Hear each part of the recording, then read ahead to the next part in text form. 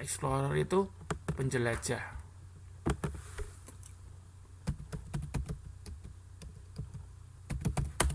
Oke, kalau war artinya apa? War, ada yang tahu nggak artinya apa war?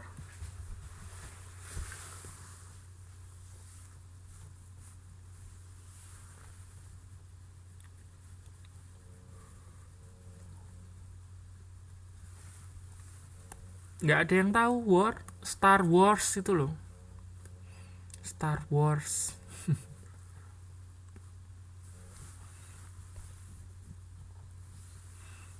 War itu artinya perang ya, perang.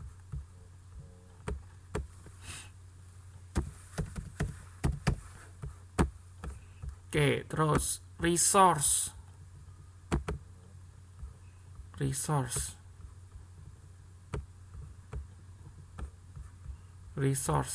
Ada yang tahu nggak artinya apa resource?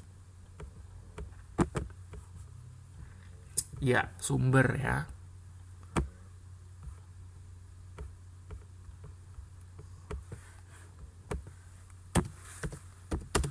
Namanya Mbak Cynthia ya, aslinya Cynthia juga ya.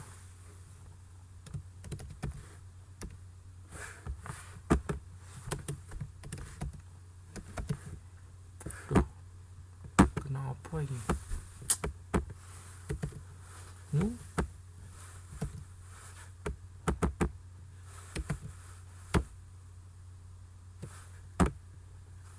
Kenapa ini?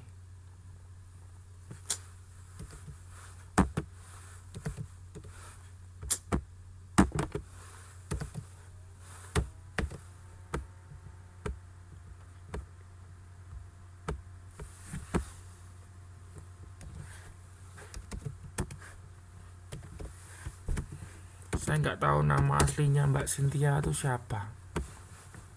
Bingung saya, namanya lain-lain.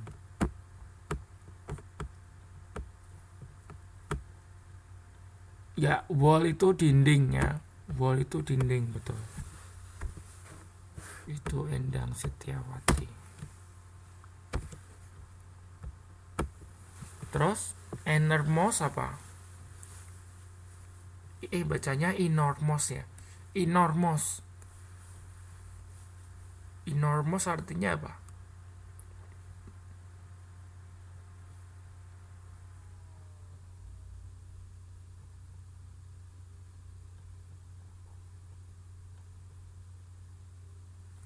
Ayo, apa artinya enormous?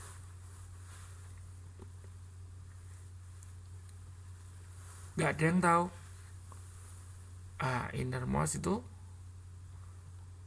ya besar ya, huge.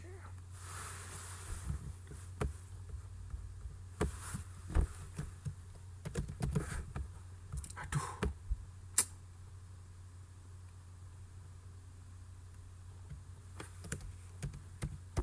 kenapa ini?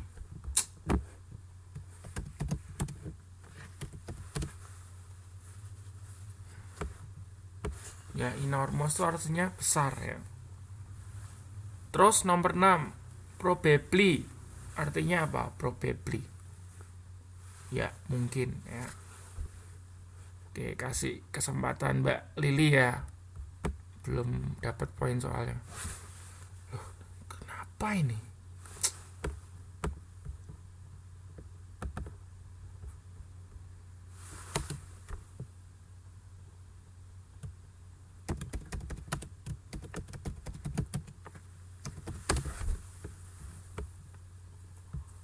Terus arkeologis. Yo, arkeologis apa artinya?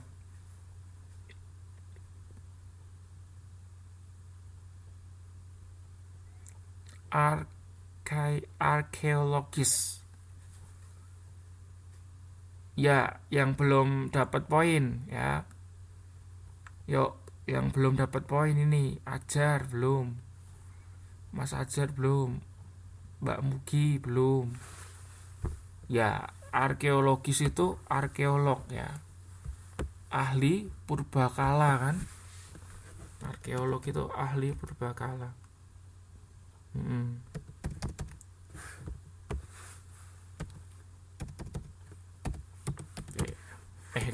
Malah tak tulis arkeolog.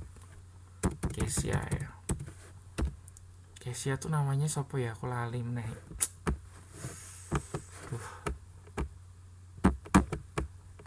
Ini kenapa ini? Wes.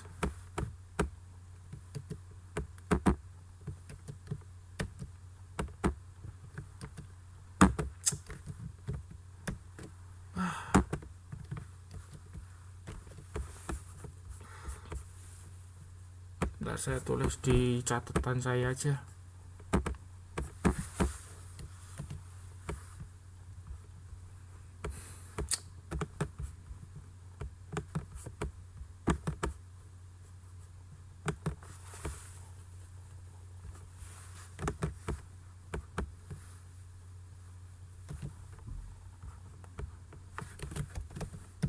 Kesia.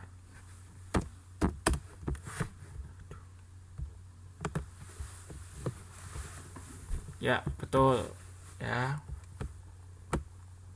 Ya, oke, ajar tobat, betul ya. Foreign itu asing. Oh, Narwati, ya saya tak ganti. Namanya lain-lain jadi bingung. Narwati. Itu ajar tobat namanya siapa aslinya, Mas?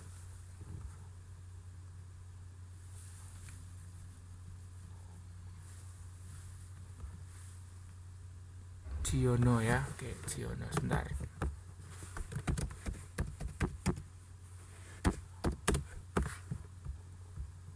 Ya, betul ya. Foreign itu asing atau luar negeri ya. Jadi kalau kita bilang orang asing atau orang dari luar negeri, biasanya kita sebutnya foreigner ya kan. Foreigner. Di foreign itu asing atau luar negeri ya. Forest itu hutan, betul ya. Yang belum jawab siapa ini? Mbak Mugi. Ayo nomor 10 itu tahu nggak? Bukan. Crop itu bukan tanaman. Tanaman itu plant. Crop itu bukan tanaman.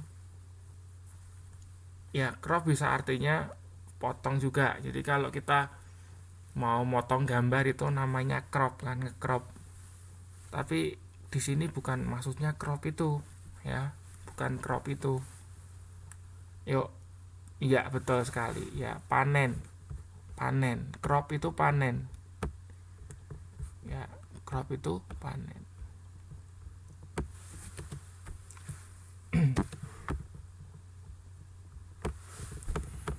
Ya. Oke. Ini ya. Jadi hari ini lumayan belajar 10 vocab.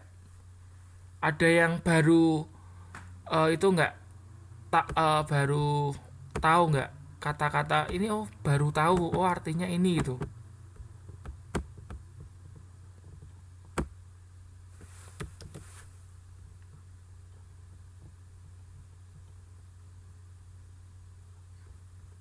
Ya ini nggak tahu, saya juga ngetik nggak bisa, ini susah.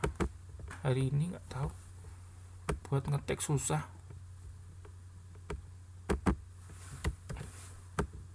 Lagi error kali.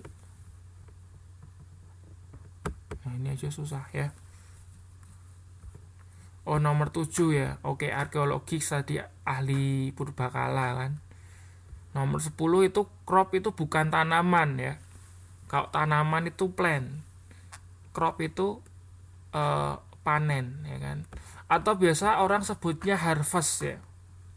Harvest itu juga artinya panen. Ya. Harvest itu artinya juga panen. Iya, ini nggak bisa ngetik, saya nggak tahu. Makanya saya ngetik di Word ini untuk point of the day-nya. Oke. Ya, kalau sudah kita lanjutkan.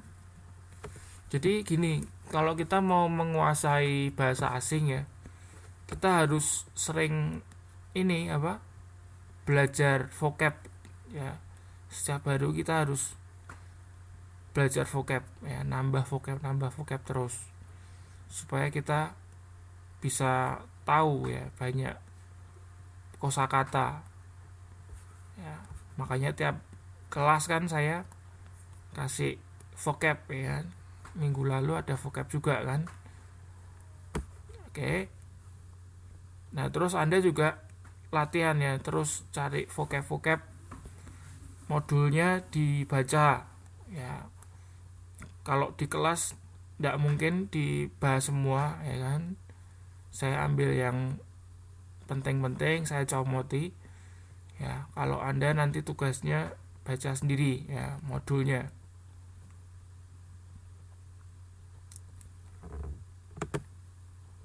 Nah, terus kita membahas mengenai preposition ya. Preposition. Ya, preposition itu kalau dalam bahasa Indonesia itu kata depan. Ya, kata depan itu misalnya di, ke, dari ya. Itu adalah preposition. Nah, kalau di dalam bahasa Inggris itu ada at, ada in, ada on, ada off ya. Ada macam-macam ya, ada 9. Oke, yang pertama at ya. Ada yang tahu at itu dipakai untuk apa?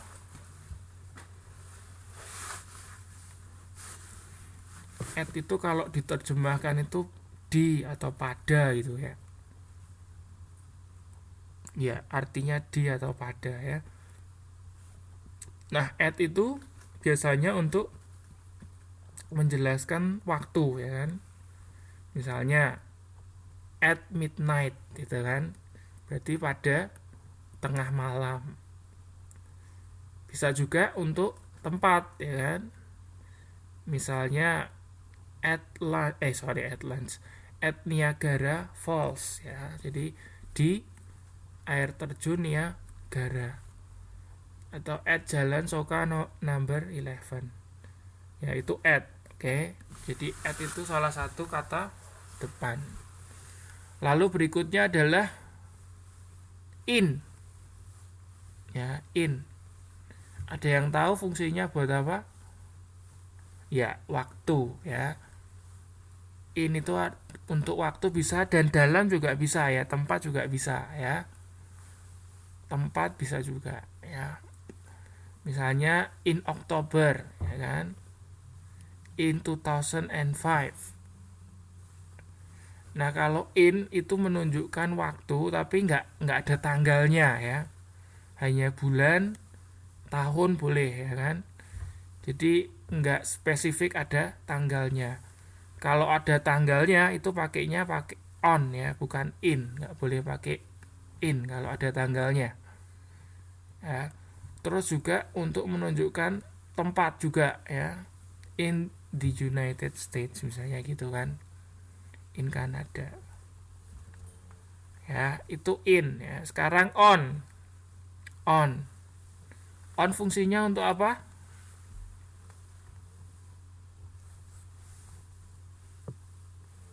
On untuk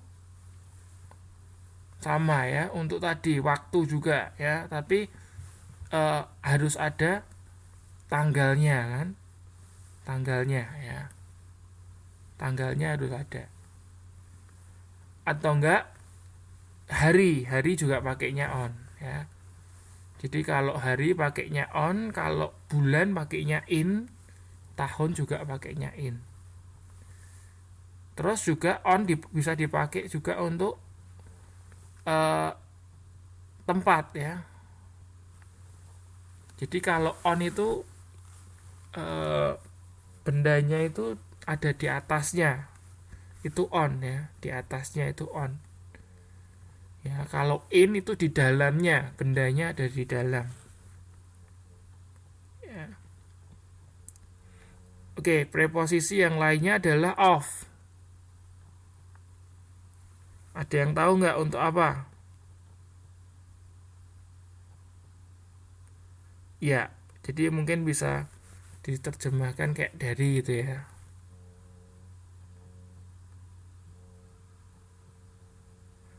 boleh. Jadi kayak kata bantu dari gitu kan. Misalnya legs of the table, artinya kan kaki meja gitu kan, kaki dari meja gitu kan.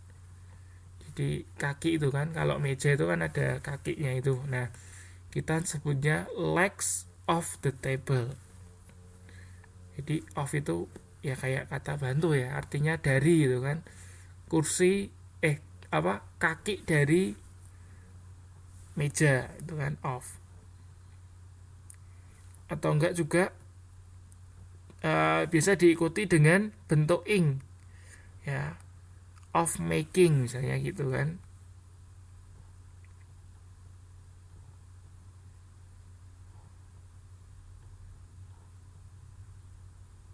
Terus ada juga of. Nah, F-nya 2 ya. Nah, betul. Ya, artinya biasanya ini untuk melepaskan, memakai itu. Melepaskan atau keluar gitu ya.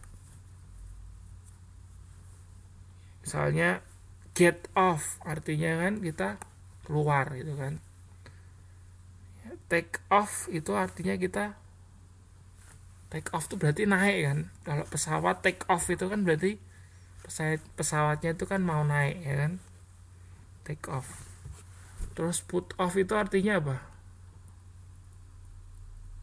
Melepas ya. Biasanya melepas pakaian ya, put off.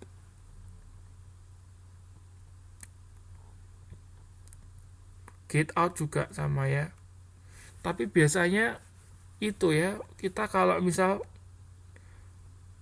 naik gitu ya, mobil terus kita mau keluar, itu bilangnya get off ya, bukan get out ya, get off. Atau bukan juga get down, itu salah itu ya, bukan get down tapi get off itu yang betul. Jadi kita misal naik bis terus kita mau turun gitu ya, itu get off.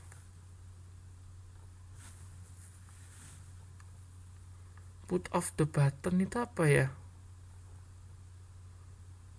Off the button biasanya gitu kan. Turn off the button biasanya gitu kan. Matiin tombol gitu kan. Turn off the button gitu biasanya gitu sih. Bukan put off the button ya. Biasanya turn off atau switch off itu boleh. Nah, itu off ya. Off itu preposisi juga. Selain itu ada after atau before. Artinya apa? After itu artinya apa?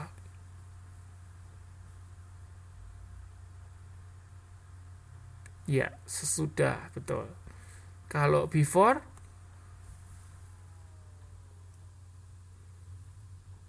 ya, sebelum ya. Jadi sesudah, after, sebelum, before itu juga preposisi. Nah, itu biasanya digunakan untuk itu ya, menandai waktu kan. Menandai waktu. Misalnya before winter, artinya sebelum musim salju ya toh. After summer, sesudah musim panas.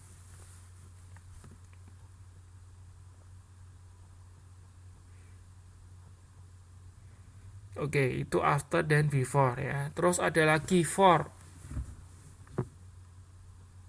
Ya, for. For itu juga untuk waktu bisa, ya kan? Terus juga peruntukan ya, untuk juga bisa. Jadi for itu ada 2 ya. Bisa untuk sebuah periode waktu, bisa juga dipakai untuk peruntukan, ya kan?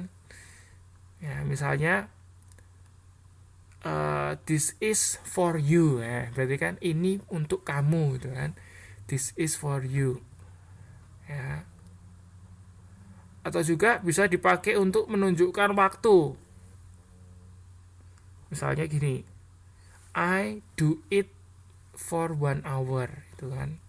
Saya melakukan ini dalam 1 jam gitu kan.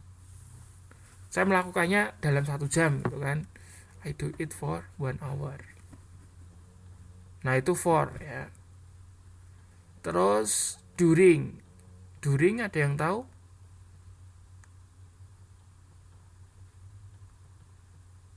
Ya, di saat boleh, selama ya, boleh juga ya. During. Jadi dalam satu periode tertentu ya. Di saat gitu kan. Jadi misalnya during the night berarti di saat malam atau pada saat malam. Ya. Jadi selama malam itu gitu kan. Jadi during itu ya during dinner berarti selama apa? Jam makan malam gitu kan. During itu selama atau di saat gitu kan, pada saat. Itu juga preposisi. Terus yang terakhir ada while. Ya, while. Nah, while itu dipakai dipakai untuk menunjukkan waktu juga ya kan, ketika gitu kayak diterjemahkannya ketika.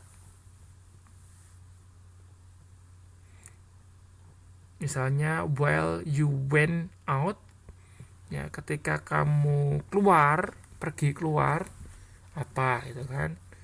Atau while she was at the bank, apa itu kan. Jadi ketika atau pada saat. Ya, while itu ketika atau pada saat.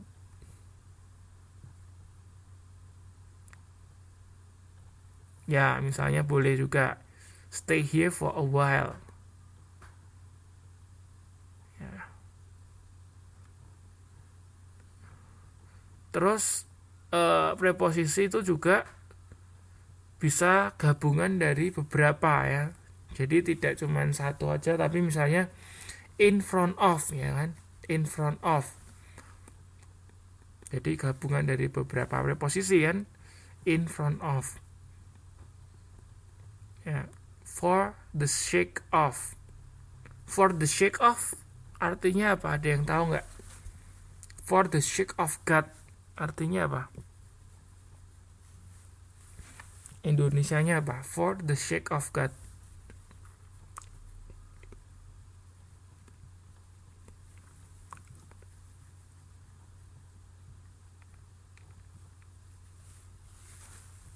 Ya, demi ya. Demi ya, betul. Terus at the corner ya, at the corner. Itu juga gabungan ya. At the corner of. At the corner of itu artinya juga gabungan. Ya. Jadi preposisi itu bisa sendiri-sendiri ya, atau juga bisa gabungan dari beberapa kata. Ya, itu preposisi. Ada pertanyaan nggak mengenai preposisi?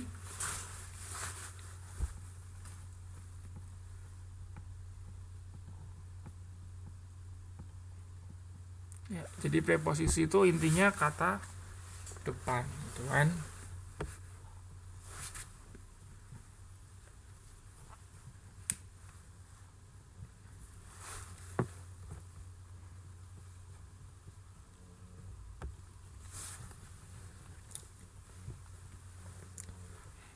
Anda bisa membedakan dalam bahasa Indonesia misalnya gini. Di samping dengan dipukul. Mana yang kata depan? Di samping dan dipukul. Yang kata depan yang mana? Di samping terus dipukul, mana yang kata depan? Itu kan sama-sama ada di-nya kan? Ya. Enggak, bukan. Maksudnya dari kata itu ya, di samping atau di depan, di samping atau dipukul, mana yang kata depan? Iya, yang di samping. Nah, karena kata depan itu harus dipisah ya, enggak boleh disambung. Jadi di samping itu di spasi samping, enggak boleh digabung jadi satu. Nah, kalau digabung jadi satu itu bukan kata depan, tapi itu imbuhan di. Ya kan, awalan di. prefix. Ya, kayak dipukul itu disambung bener. Ya toh. Tapi kalau disamping tidak boleh disambung. Karena kata depan itu harus dipisah. Paham nggak? Jadi makanya kan ada di yang disambung dan di yang dipisah. Kalau di yang disambung itu berarti bukan preposisi, tapi itu adalah imbuhan. Ya, imbuhan atau awalan ya. Prefix namanya.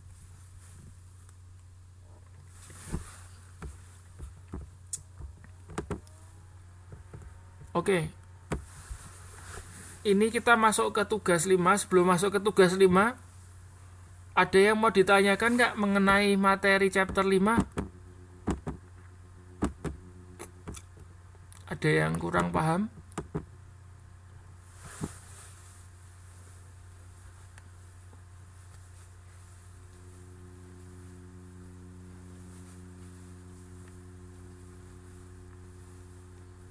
Oke, kalau nggak ada, saya lanjutkan tugas 5 ya.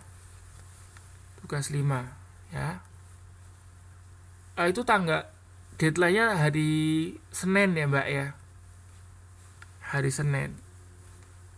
Diusahakan malam ini sih sebetulnya. Sebetulnya kalau pingin saya ya, kalau saya kasih tugas itu langsung dikerjakan itu kan. Cuman saya kadang kasihan itu kan, mungkin ada yang capek itu kan, atau masih ada kerjaan lain, makanya saya kasih waktu. Tapi sebetulnya saya pinginnya kalau pertemuan dimana pertemuannya itu tugas ya, itu langsung dikerjakan malam itu, langsung dikumpulkan gitu kan. Pinginnya seperti itu gitu kan. Tapi saya kasihan kalau ada yang masih kerja gitu kan, atau capek mau istirahat dulu, makanya deadline-nya biasanya saya mundurin gitu kan. Kadang hari Minggu, kadang hari Senin gitu kan. Nah yang ini ngumpulinnya Senin aja nggak apa-apa ya. Jadi saya kasih waktu 2 hari ya, 2 hari. Untuk tugas 5 ini hampir sama dengan tugas yang 4 ya. Kan sama ya. Tugas 4 kan kemarin saya suruh cari gambar ya kan. Terus habis itu Anda tulis alasan kenapa Anda milih gambar itu. Nah, terus Anda tulis di grup gitu kan. Sorry, ini lain ya. Ini nggak boleh sama ini, sorry. Bukan Anda cerita alasan ya, salah. Ya, bukan Anda cerita alasan. Jadi descriptive text ya. Ya, descriptive text itu artinya karangan yang tujuannya untuk menggambarkan.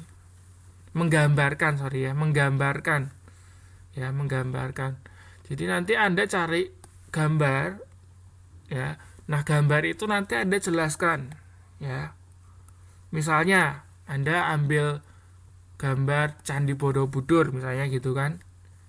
Ambil gambar Candi Borobudur. Nah, nanti Anda jelaskan, deskripsikan itu Anda menggambarkan Candi Borobudur itu seperti apa itu loh. Nah, descriptive text itu seperti itu. Jadi deskriptif itu dari kata dasar describe. Ya, describe itu artinya menggambarkan.